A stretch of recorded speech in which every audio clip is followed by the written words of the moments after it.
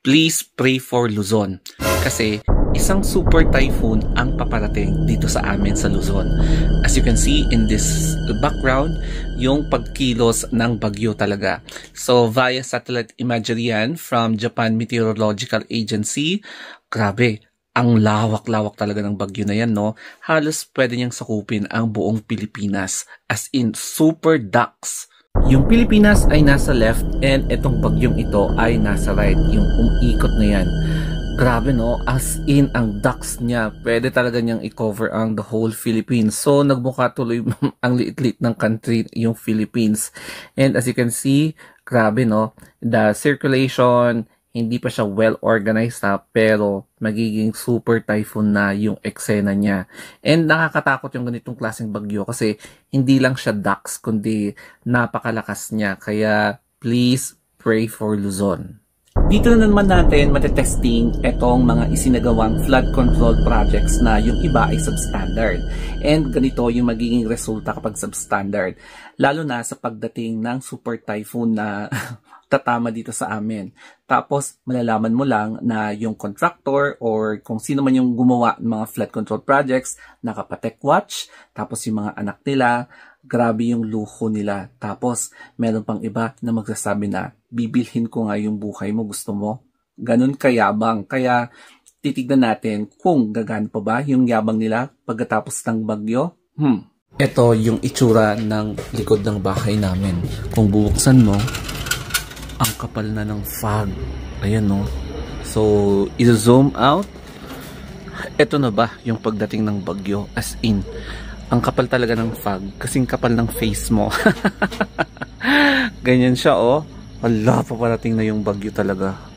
Ito naman yung forecast track according sa Pag-asa. So as you can see, the track of the super typhoon ay pa north-northwest, west-northwest, basta ganyan. And mabubulsay talaga ang Luzon. Kaya please pray for us. Lalo na kapag super typhoon yung status niya na magda-landfall dito. So grabe, no? Parang mag-brown out na naman sigurado dito, as in. Anyway, yung apektadong lugar ngayon, nagtaas na ng signal number 1 ang Pag-asa sa may Bicol Region, Western Visayas, and yung previously na dinaanan ni Tino PH na northern part ng Cebu, mga ganyan. So, ay, grabe ang lawak kasi ng bagyo, no? Kaya, hindi lang mag-iingat yung mga tao dito sa Luzon, kundi pati sa Visayas, sa Bicol Region, kasi sobrang ducks talaga ng bagyong ito. So, makikita niyo yung satellite imagery from Pag-asa naman tayo. Malayo pa yung bagyo, pero yung buwelo niya, pwede siyang lumakas pa, pwede pa siyang maging mas super ducks. So, ducks na nga, magiging super ducks pa. Ay! Nagbigay din ng advisory yung academy ko, no? Bilang isang HT nurse trainee. So, pag signal number 1, papasok pa rin kami, mag-duty pa rin ako. Signal number 2, mag-duty pa rin ako, lalo na kapag may walang advisory. Pero kapag may advisory and then masungit talaga yung panahon and problema talaga yung makakapag-travel ako kasi since very far away ako to the training area. And then pag signal number 3, yun na. Hindi na talaga ako pwedeng pumasok. Pag signal number 3, 4, 5, 6, 7, 8, 9, 10 yung signal. Kaya our safety is their priority and ayaw nilang i-risk namin. Yun nga lang, maiinis talaga ako kasi mag-makeup duty ako pag may suspension sa duty namin. It's because we will have to comply with makeup duties. Magbe-makeup duty kami, ibig sabihin, we have to wear makeup kapag mag-duty kami. Pero on the good side, hindi na ako mapagkakamalang manyakis kapag naka-makeup akong mag-duty, o di ba? Let's take a look, the calm before the storm. And as you can see in here, yung paradahan ng papuntang La Trinidad where I am currently staying. So medyo nagdi-drizzle kaya napilitan akong bumili ng payong. At eto na nga, yung aking payong. So anyway, medyo umuulan na kasi kaya para hindi ako mahirapan pag uwi. So dito ang daming nakapila and nung dati nung college pa ako, hindi ganito karami yung pila. Kasi kahit saan, ang daming nakapila sa jeep. Time check, 5:30 PM.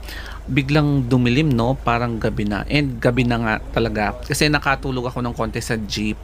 Tapos biglang umulan dito sa loob ng jeep. Ay, dito sa may bandang KM3, yung Stobosa, yung pinagpipicturan nyo. So, ayan yung itsura ng ulan. So, feeling ko yan yung bagyo. Pero hindi pa. So, buti na lang, malayo pa ako sa amin nung bumuhos ang malakas na ulan katulad niyan. Siguro, huhupa ito pagdating ko sa bahay after 45 minutes from here in KM3. Ay, so wakas nakarating na rin ako dito sa far, far away na bahay namin. Tapos ang kapal ng fog, hindi lang halata dito sa camera. And kung nakikita nyo sa likod ko, yan yung isa sa mga pinakamalaking private hospital na pwede kong applyan. In any case, walang available na slot sa pinagtutrainingan ko o kaya kahit na saan, kahit na malayo. Basta, pwede nating ilaban for the experience. Ngayon, gutom na ako. Hindi ko alam, na-drain yung energy ko. So, as in, kumukulo yung tiyan ko sa gutom. Kaya mag-ingat tayo, mag-pray, maghanda, mag-charge. Tapos, in any case na hindi naman malakas yung bagyo or yung hangin, kahit na signal number 3, I think siguro pwede naman pumasok, no? For as long as hindi siya masyadong masungit. Kasi may ganun may bagyo na hindi siya masyadong masungit kahit na signal number 3. May mga ganun na scenario. So hopefully ganun sa Monday o kaya Tuesday para makakapasok ako and hindi ako magme-makeup duty and hindi ako magsusuot ng makeup. Yun. Okay, so that's it guys. Thank you and I'll always pray for Luzon. Amen.